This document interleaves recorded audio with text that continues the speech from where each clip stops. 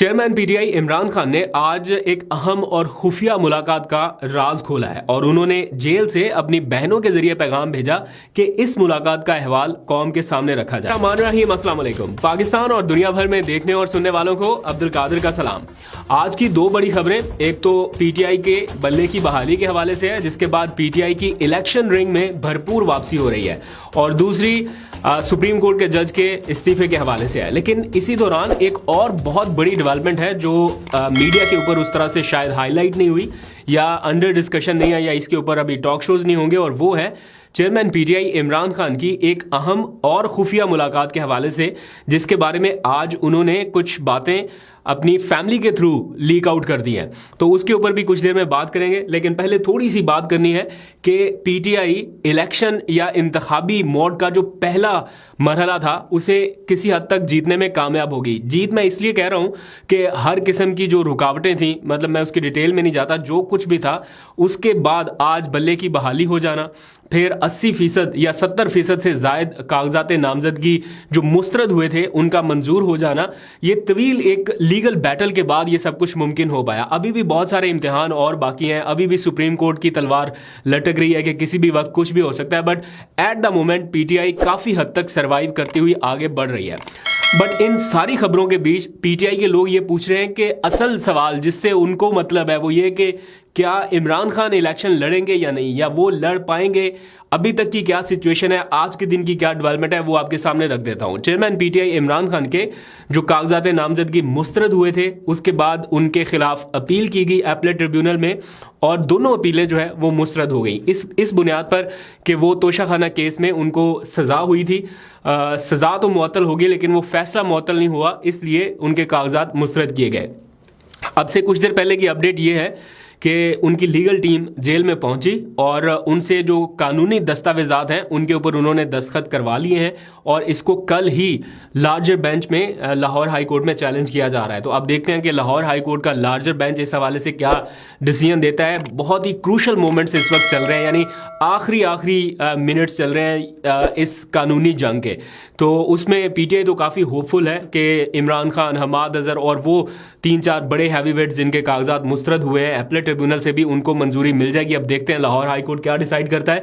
दूसरा ये कि इमरान खान साहब से ये आज बल्ले की बहाली के बाद उनकी लीगल टीम के साथ साथ बैरिस्टर गौहर फौरन पहुंचे अडयाला जेल और उनसे मुलाकात की, और टिकटों की तकसीम के हवाले से उनकी जो मुशावरत है वो मुकम्मल हो गई। या यूँ समझ लीजिए कि इमरान खान ने अपने वो तमाम प्लेयर्स डिसाइड कर लिए हैं कि कौन मैदान में कहाँ से उतरेगा, लेकिन उसका हतमी ऐलान अभी भी नहीं किया गया। उसके पीछे रीज़न ये है कि जब तक बल्ले की बहाली 100% तक यकीनी ना हो जाए तब तक वो टिकटों की तकसीम का ऐलान नहीं कर पाएंगे, और अगर उन्हें बल्ले के साथ ही जाना है मैदान में या किसी और पार्टी के साथ, तो उसके लिए क्लैरिटी बड़ा ज़रूरी है। तो उस बुनियाद पर अभी ये फैसला जो है वो रोका गया है, और इम्कान ये जाहिर किया जा रहा है कि कल इसको डिसाइड करके अनाउंस कर दिया जाएगा।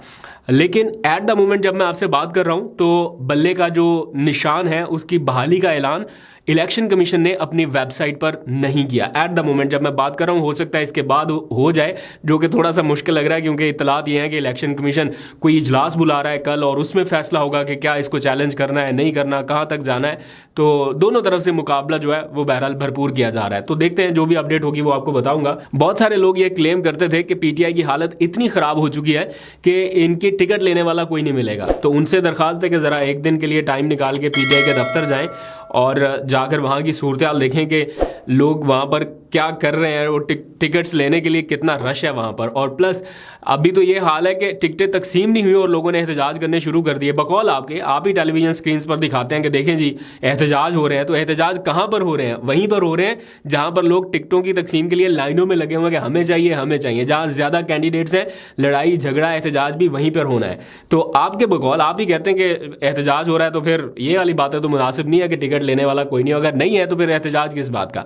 खैर, अब आ जाइए एक बहुत ही अहम मामला, एक बड़ी खबर जिसके बारे में मैंने स्टार्ट में आपको बताया था कि इमरान खान साहब ने एक अहम राज आज अफशा किया है। ये सारा एपिसोड जो भी हुआ उनकी हुकूमत के ख़त्म होने के बाद से लेके ये एहतजाज और अभी की जो सूरत हाल है, इस दौरान हमारे इल्म में ये था कि इमरान खान साहब की उस वक्त के army chief general retired Qamar Javed Bajwa साहब से 2 मुलाकातें हुई।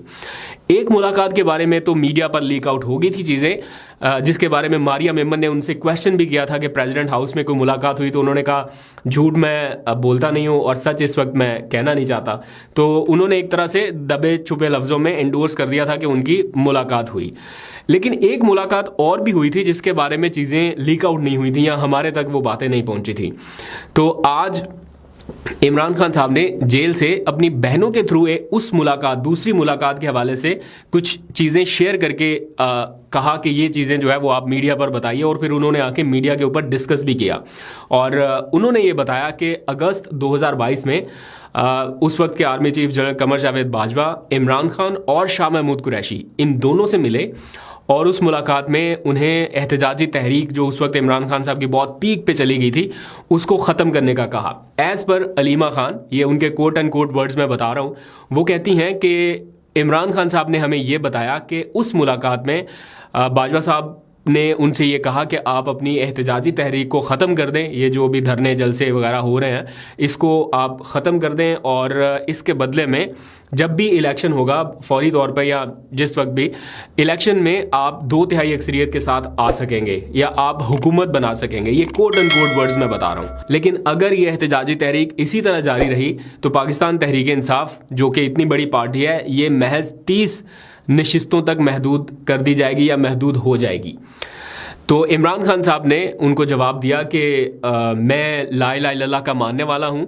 एज़ पर अलीमा खान मैं बता रहा हूँ, अपनी तरफ से नहीं, जो उनकी बहन ने बताया कि इमरान खान साहब ने कहा कि मैं ला इलाहा इल्लल्लाह का मानने वाला हूँ। हमारे वालिदैन एक ग़ुलाम कौम में पैदा हुए, लेकिन हम उस तरह से नहीं आगे बढ़ना चाहते या नहीं उस तरह की ज़िंदगी गुजारना चाहते, तो इसलिए कुछ ऐसी बातें करते हुए इमरान खान साहब ने ये ऑफ़र मुस्तरद कर दी और फिर अपने एहतजाज उसी तरह से जारी रखे और अपना राब्ता जो है वो अवाम के साथ उन्होंने कंटिन्यू रखा। तो ये उस मुलाकात का अहवाल है जो कि अभी तक शायद मेरे इल्म में तो नहीं थी, हुई तो थी मुलाकात, ये तो पता था, लेकिन उसमें क्या डिसाइड हुआ या क्या पेशकश की गई या क्या चीज़ें थी उसके बारे में नहीं पता था। एनीवेज, अब आ जाइए कल के दिन के हवाले से जो बहुत ही अहम एक साइफर केस है, उसका जो स्टे दिया था या अदालत ने जिसे मुअत्तल कर दिया था उसके ऊपर कार्रवाई को, वो अब कल से वो स्टे ऑर्डर जो है वो ख़त्म होने जा रहा है। यानी कल आखिरी तारीख है और अब देखते हैं कि अदालत या जस्टिस मियां गुल हसन औरंगज़ेब साहब जिनकी अदालत में ये मामला गया है, जिन्होंने स्टे दिया था साइफर ट्रायल पे, वो कल क्या ऑर्डर जारी करते हैं।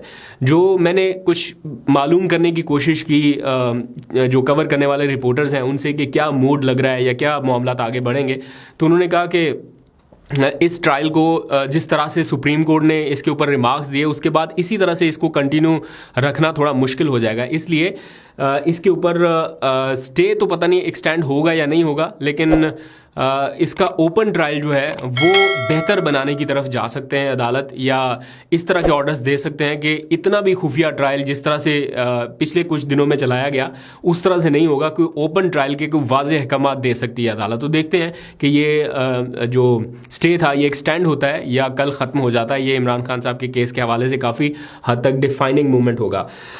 फिर नवाज शरीफ साहब के हवाले से आखिरी इत्तलात तक खबर ये थी कि वो 17 जनवरी से कोई अपनी इंतखाबी मुहिम शुरू करने जा रहे हैं और कुछ 60 के करीब उन्होंने प्लान बना रखे हैं 60 मुकामात पर अवामी खिताबात के हवाले से। तो अब उनके सारे केसेस वगैरह क्लियर हो चुके हैं, हर चीज़ से अब वो मतलब नाअहलियत भी ख़त्म हो गई, तो उनके रास्ते में अब कोई रुकावट नहीं है।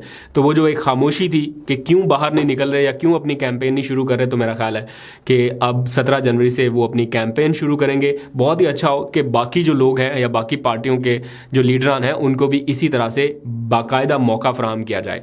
तो इमरान खान साहब के इलेक्शन लड़ने या कैंपेन करने के हवाले से तो बहुत सारे क्वेश्चन हैं। कैंपेन तो वो तब कर सकेंगे अगर जेल से बाहर आए, ना भी आए तो उनकी कैंपेन बाय डिफ़ॉल्ट चल रही है, उनको कैंपेन की इस वक्त ज़रूरत नहीं है। लेकिन हाँ, उनको जो ज़रूरत है वो ये कि वो इलेक्शन लड़ने के लिए अहल हो सकें। अगर ये मामला एपलेट ट्रिब्यूनल से मुस्तरद होने के बाद और हाई कोर्ट से भी मुस्तरद हो जाता है तो फिर मेरा ख्याल है सुप्रीम कोर्ट को शायद कोई इस बारे में फाइनल डिसीजन करना पड़े। तो देखते हैं कहाँ तक ये मामला जाता है, आपको अपडेट करता रहूँगा। अभी तक के लिए अपना बहुत सा ख्याल रखिए। अल्लाह हाफिज़।